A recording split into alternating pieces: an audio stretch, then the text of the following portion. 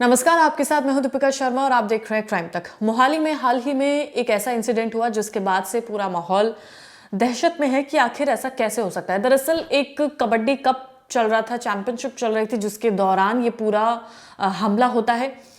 एक शख्स के ऊपर फायरिंग की जाती है जिसमें उसकी हत्या कर दी जाती है। उनका नाम है राणा बलाचोरिया। उनका हिमाचल के शाही परिवार से संबंध था और फायरिंग के दौरान उनकी हत्या कर दी जाती है, जिसकी जिम्मेदारी एक गैंग ने ली है।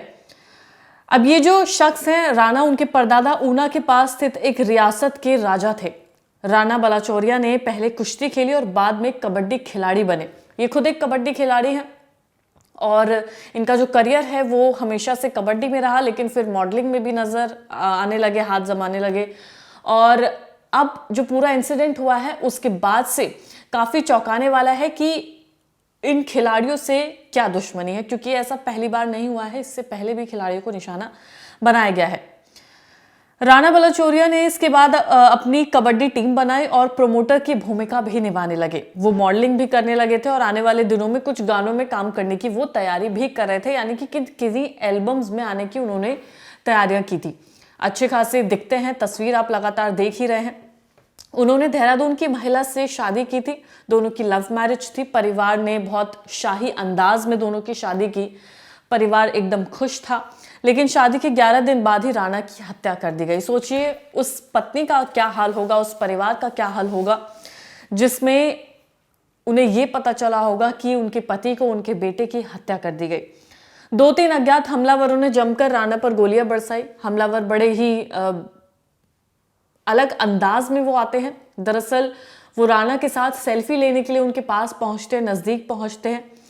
राणा जैसे ही वहां पर रुकते हैं, अचानक उनके ऊपर फायरिंग शुरू कर दी जाती है। बहुत ही नजदीक से उन पर गोलियां चलाई जाती है, जिसमें उनके बचने की उम्मीद कोई भी नजर नहीं आती। हालांकि उन्हें हॉस्पिटल ले जाया जाता है, लेकिन तब तक उनकी मौत हो जाती है। अब इस वारदात के पीछे बम्बिया गैंग का नाम सामने आ रहा है, लेकिन पुलिस ने अभी इसकी कोई आधिकारिक औपचारिक पुष्टि नहीं की है। लेकिन बम्बिया गैंग ने इस पूरे कत्ल की जिम्मेदारी ली है। हमेशा की तरह जैसे ये गैंगस्टर सोशल मीडिया पर एक पोस्ट साझा करते हैं, उसी तरह से बम्बिया गैंग ने एक पोस्ट डाला, फेसबुक पोस्ट डाला, जिसमें उसने पूरी जिम्मेदारी ली है।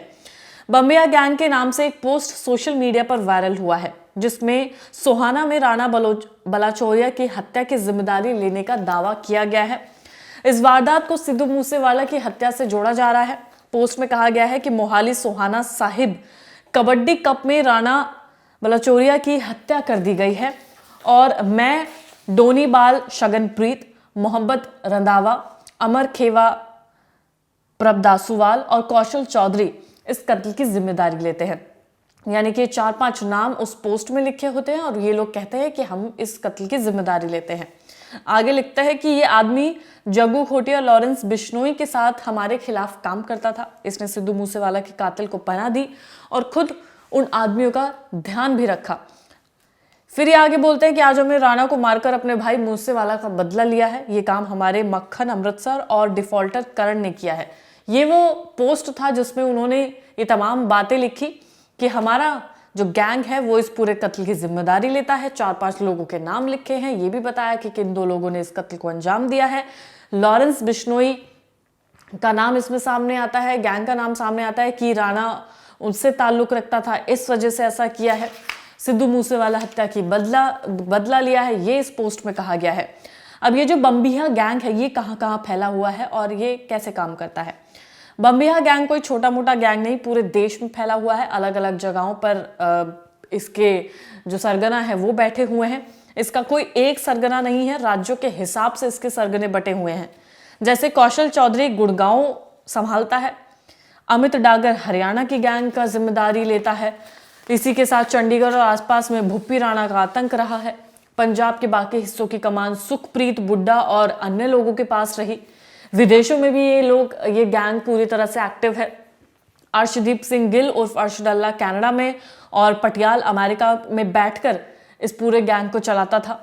ये गैंग लॉरेंस बिश्नोई गैंग का जानी दुश्मन है और इसी वजह से, क्योंकि लॉरेंस बिश्नोई गैंग ने सिद्धू मूसेवाला के कत्ल की जिम्मेदारी ली थी, इसी के चलते राणा को मारने की जिम्मेदारी ये बम्बिया गैंग ले रहा है, क्योंकि उनका मानना ये है कि राणा का ताल्लुक लॉरेंस बिश्नोई के गैंग से था।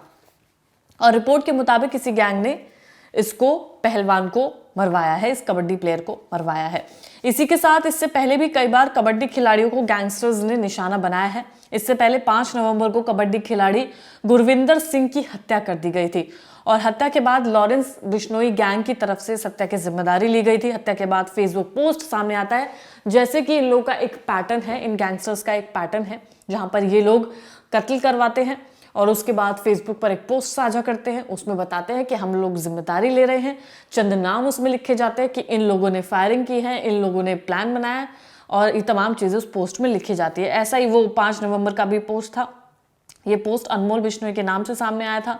अनमोल बिश्नोई लॉरेंस बिश्नोई का भाई है, जिसमें इस बात का जिक्र किया गया था कि जो भी दुश्मनों का साथ देगा उसका यही हाल किया जाएगा। अब इसी में अब फायरिंग के दौरान राणा की हत्या कर दी गई है, जिसमें उनका कहना यह है कि ये जो कबड्डी खिलाड़ी है वो लॉरेंस बिश्नोई के साथ संपर्क रखता था, इस वजह से हमने कत्ल किया है और सिद्धू मूसेवाला के कत्ल का हम बदला ले रहे हैं।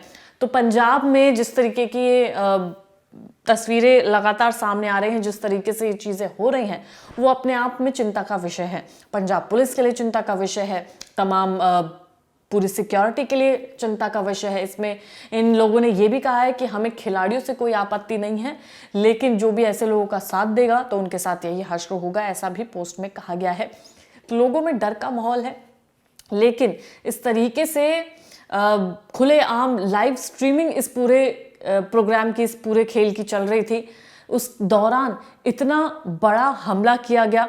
वो लोग आते हैं, 2 लोग आते हैं और उसके बाद बताया जा रहा है कि वो लोग बोलेरो में आते हैं, फिर फायरिंग करने के बाद नज़दीक से फायरिंग करते हैं और उसके बाद बाइक पर फरार होते हुए नजर आते हैं। तमाम चीज़ें वहाँ जो आसपास के लोग हैं उन्होंने भी बताई हैं। भगदड़ का माहौल वहाँ पे हो जाता है, जहाँ पर अच्छा खासा प्रोग्राम चल रहा था, गेम चल रहा था और फिर ये पूरा आलम मातम में बदल जाता है। तो इस लगातार स्टोरी में कहीं ना कहीं अपडेट भी सामने आ रहे हैं। क्राइम तक आपको लगातार तमाम अपडेट देता रहेगा। फिलहाल जो इसमें सबसे बड़ा अपडेट है वो यही है कि जो पोस्ट सामने आया है सोशल मीडिया पर, वो ये कहता है कि बम्बिहा गैंग ने इस पूरे कत्लेआम की जिम्मेदारी ली है। हालांकि इसकी औपचारिक पुष्टि होना अभी भी बाकी है। धन्यवाद।